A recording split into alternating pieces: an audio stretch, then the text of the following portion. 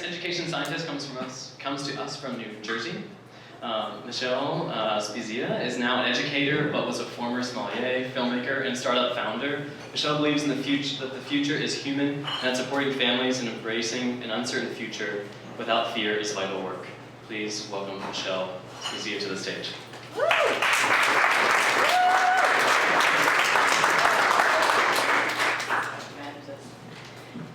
You know you've been a middle school teacher just long enough when you think in memes. So like as soon as my name was announced, I immediately thought of John Cena, like da da da da. That's what my kids would do if someone called them up to stage. So I'm going to be the first one to practice with this whole paper mic clicker thing. So anybody who's going ahead of me, just watch and see how this goes. So does anybody in the room want to think back to when they were a kindergartner or second grader, and someone would say, what do you want to be when you grow up? Somebody tell me what they wanted to be when they grew up. Garbage man. A garbage man. Awesome. What do you do now, sir? In the Air Force. He's in the Air Force. Perfect. Somebody else care to share? What did they want to be when they grew up? Scientist. A scientist. And what are you now, sir? Government employee. A government employee. Perfect. So when I was in kindergarten or first or second grade and someone said, so what do you want to be when you grow up, honey? I said, I'm going to be a doctor. Why did I want to be a doctor? Well, I was a straight A student. I did really great on all the tests. I always finished first. So as a middle class, blue collar kid that has parents that never went to college, I was going to be a doctor. This is the only logical choice, right? Here I am tonight. Clearly I am not a doctor. No offense to any doctors in the room. I currently describe myself as a process architect and people person. And the short list of things that I do is that I am a project-based learning and tech and media specialist at a Montessori school in Jersey City. I own and operate a film company. I built and launched an ed tech startup a few years ago. So the road is long and meandering. And I was lucky enough that early in my life, I realized that who I wanted to be when I grew up was going to be an evolving path and not a destination. So I discovered really clearly and very early on in my SET lab research that what you value is what you measure. And the end result of our measurement most of the time in our classrooms is not compliance. I believe that agency is an effect of self-reflection and self-awareness, and that's something that every student in every community deserves to discover. I believe in a new perspective, not education through the context of our old lens, and a new way of learning and articulating that learning that serves the student, not the system. So does anybody in the room know who Simon Sinek is? Dawn knows who Simon is. I'm a huge disciple of Simon Sinek. I'm like fangirl. And if anybody knows who he is, he has this philosophy called Start With Why. And Start With Why says that every person and every business on the planet knows what they do. Some of those people and businesses know how they do that. And a very select few actually understand why they do what they do. Ironically, in my SET lab research, I came across a litany of resources that talked about why reimagining the report card system is essential, why it's not working. A few of these things you may have heard before, that a single grade, whether it's a number, a letter, a color, a symbol, whatever it is, can't wrap up a student's learning in any subject. One of the other things that you might have heard is that there's a clear and present need to represent qualitative, I hate the term, 21st century skills and competencies that students are going to need when they get into the real world and they're working. And that a report card, for all intents and purposes, is something that's after the fact, and once the student has it, there's no opportunity for iterative change. But nowhere, almost nowhere, could I find how on earth to make or reimagine a report card. Even the most cutting-edge research studies that I looked at, no one presented a working model or a template, a million Google image searches. No one was publishing, okay, well, what does this look like? How do we make it? And most of them were still focused on a very teacher-centered approach.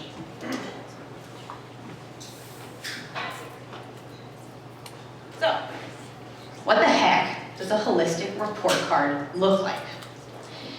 I realized really early on in my research that I wasn't looking for a one-size-fits-all solution.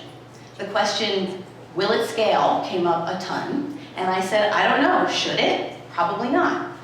So this isn't about a copy and paste situation that's going to serve every district from private to public across every county in the country. But it is about creating an agile and dynamic framework that local communities and schools can work from in whole or in part, that serves their particular community, their curriculum, their culture, their values. But it does demand two things. It demands that it must be student-centered, and it must be a combination of perspectives of the student themselves, their family, and the school.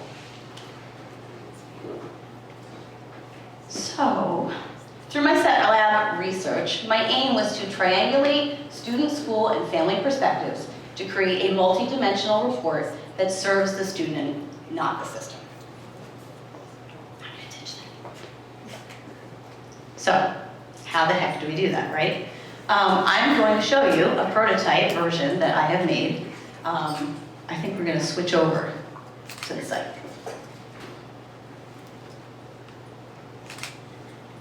So I built this prototype. At the moment, it's actually just a page that's built in Squarespace. I do envision it being a browser-based system so that it is as accessible as possible. Can you go back up to the top for a second? Sorry. So this is Sadie. Sadie is a real-life student of mine. She's in 8th level. She'll be graduating very shortly. And you'll see there's Sadie's beautiful photo. This is a quote that Sadie chose for herself. And there's very basic information at the top, what unit we're on, what her birthday is, what grade she's in. It also includes what her passions and interests are. If you click on her name, it links out to her digital portfolio, which she's using for all of her high school applications. And then you can also get to the nitty-gritty transcript and documents that we still need. And then as you scroll down, you can see, well, here were Sadie's highlights and accomplishments. What was her biggest challenge? And it doesn't have to be fractions or writing a high school essay. For Sadie, her biggest accomplishment this unit was getting more sleep and feeling more rested. Her hope is to finish a few unfinished projects she has going on. So if you scroll down, we always start with narratives, and those narratives are the, can you scroll a little bit? These narratives, again, you'll see the student narrative is first, followed by the school's narrative and the family.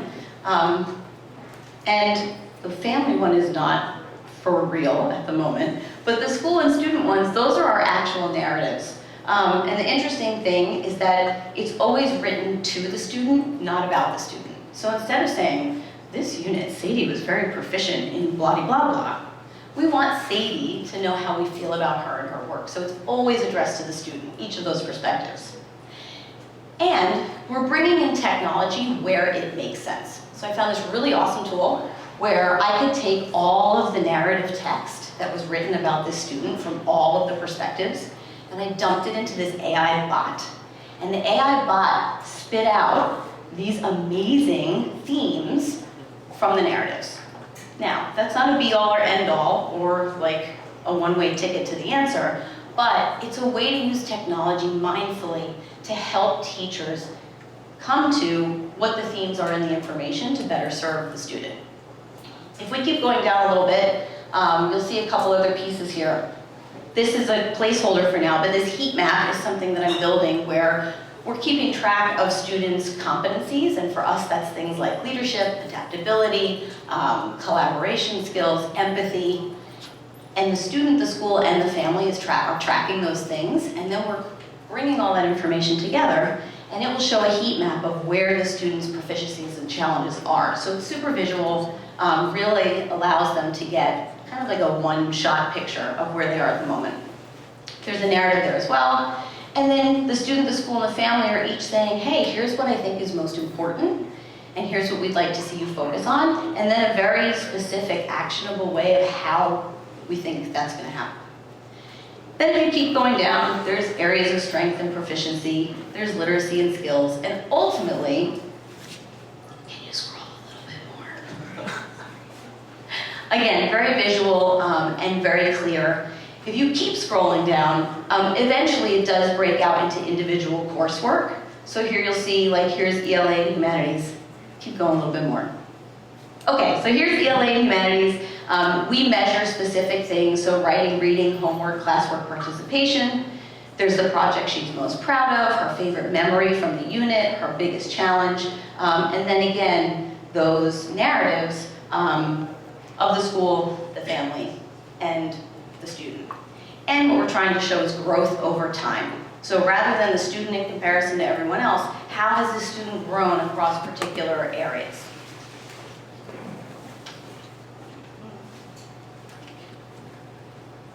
Okay, so I'm sure you're thinking to yourself, this is great. It's great, right? You're thinking to yourself, this is nice, but how on earth do we get to this, right? There's gotta be like a giant funnel that leads you to this place. So let's go back to the slides and I will show you a little bit about how we get there. So the really important thing is that we're changing the contents, not just the packaging. Anybody can open up Canva or search Google for some really fun little badge-looking icons. But as I said to Irvi the other day on my practice call, this is not just lipstick on a pig, right? We are really reevaluating the contents and how they're coming together. So this graph shows you some of the pieces that we're using for assessment and how they come together. So you'll see low touch to high touch and the investment of time. Things that are purely blue are things that students do on their own. So from exit tickets to peer and team reviews. Things that are two colored, like the blue and the green, that's a teacher and a student doing something together.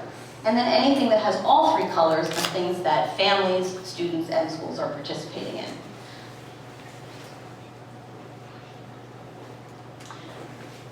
But those are all still results, right? They're outputs, they're destinations. It's the process that matters. And it's the sacred space that you choose to hold with your students to do this work. So let's address the elephant in the room.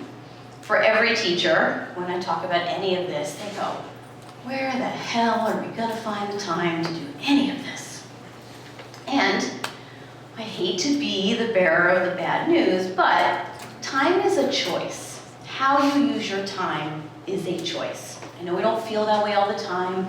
I know we feel that administration's telling us what to do, or we have another PD thing we have to attend, or this thing over there, or the extracurricular we're trying to teach, but time is a choice. The single most important thing we did in our program this year at Hamilton Park Montessori School was take our schedule, throw a grenade, blow it apart, and figure out what was gonna work for the students. So, time, I get it, but it's a choice about how you use it. And it actually doesn't take as much time as you would think to implement many of these strategies to help your students have more agency when it comes to assessments and reporting. Trevor Reagan has this really great saying, easy or better. So think about all the things you do in your classroom. Are they the easy route or the better route?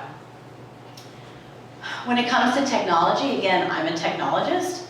I want to make sure we're using technology humanely and ethically and thoughtfully where it makes sense. We tend to overestimate the value of technology in the short term and underestimate it in the long term. So it's not an answer for everything, but where it makes sense, we can use it to help guide the information that we're providing. And to that point, this idea of the cult of efficiency, you know, kids are not just numbers, and you can't boil it all down to big data. There's a lot of thought and time and qualitative narratives and effort that go into making this what it needs to be. So, what's next? Where do you begin if you're a teacher, if you're a student, if you're a parent, an administrator, a policymaker? And I think the one thing that really stood out to me as I was doing this research is that doing these things is not mutually exclusive to even the most traditional environments. If you are in the most traditional public school where you've got your report card and grades and your whole thing and you can't ever imagine it being any different, you can still do this. Do one self-evaluation a year with your students. Invite them to lead and be part of their student conference. There are such small changes you can make. Write your narratives about them, or to them rather, and not about them. Bring them into the center, and those tiny steps will give them agency and bring transformation to your classroom. Student agency, human agency. Knowing what we want and need and advocating for ourselves and for others. We're changing the contents, not just the packaging. This is meant to redefine how students think about themselves, their abilities, their natural talents, and their challenges. A self-actualized student is a student who is a human with agency in the world. And that is what school is for. Thank you.